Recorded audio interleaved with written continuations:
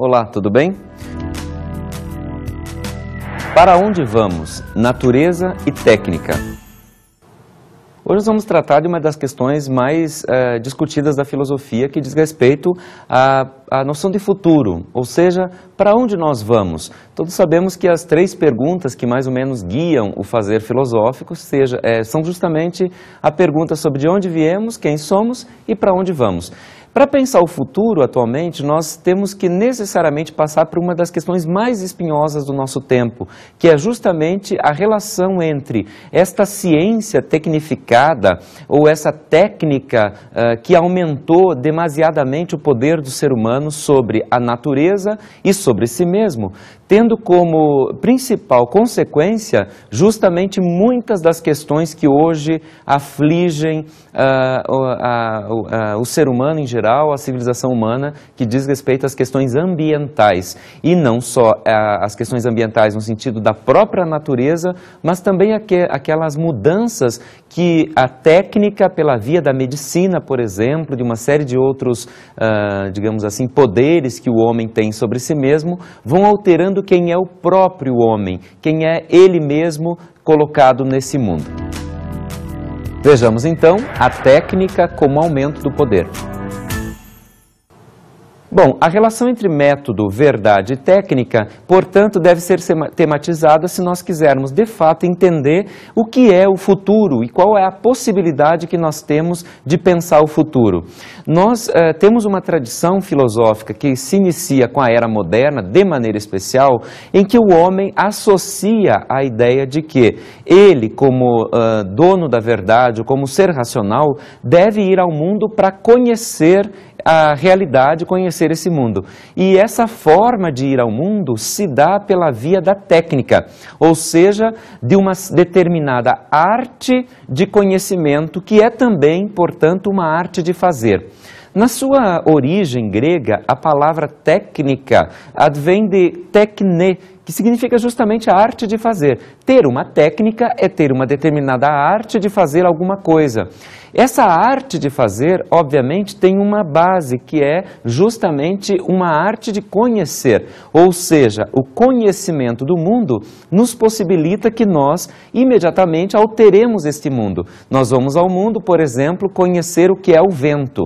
E, imediatamente, depois de decifrarmos este evento natural, que é o vento, nós já imediatamente achamos um jeito de alguma forma, trazer esta energia a nosso favor, e nós imediatamente, por exemplo, levantamos velas e fazemos os nossos barcos navegarem pelo mundo usando este conhecimento que nós adquirimos anteriormente. Portanto, toda a técnica está associada justamente à noção de verdade e, portanto, de conhecimento. Técnica, portanto, como conhecimento, ela nos leva a descobrir formas de vencer muitos dos obstáculos que a vida mesma, a realidade mesma nos oferece, e que assim, com a via da técnica, nós vamos lá e, de alguma forma, vencemos essas dificuldades. Bom, a crença no poder da técnica é talvez uma das grandes questões da era moderna.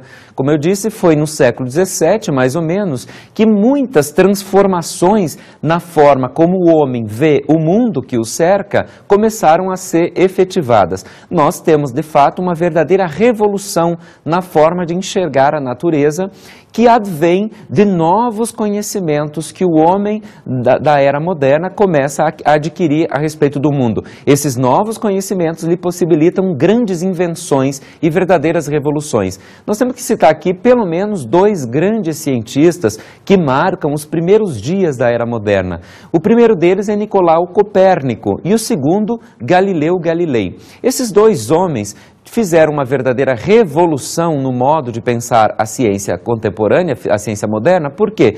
Porque eles disseram, por exemplo, coisas que se contrapunham a toda uma tradição que adivinha lá do modo de fazer ciência de Aristóteles, do modo de fazer ciência que marcou toda a Idade Média e que agora entra em xeque. Por exemplo, quando se afirma com Copérnico e com Galileu que, por exemplo, a Terra não é o centro do universo e que o universo, por exemplo, está em movimento. Uma tese que, como eu disse, se contrapunha às verdades que tinham sido ditas por Aristóteles e que atravessaram toda a Idade Média. Portanto, a era moderna é uma era revolucionária no que tange ao conhecimento da natureza.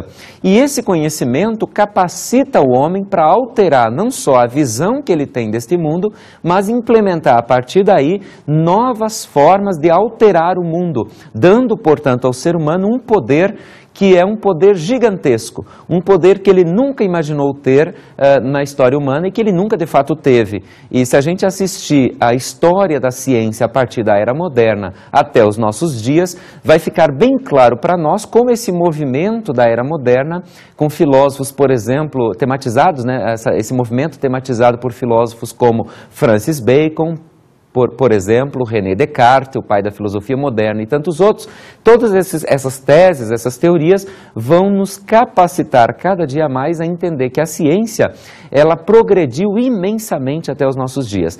A ideia mesmo de progresso deveria ser colocada entre aspas quando nós olhamos para as consequências, que é o que nós vamos ver em seguida.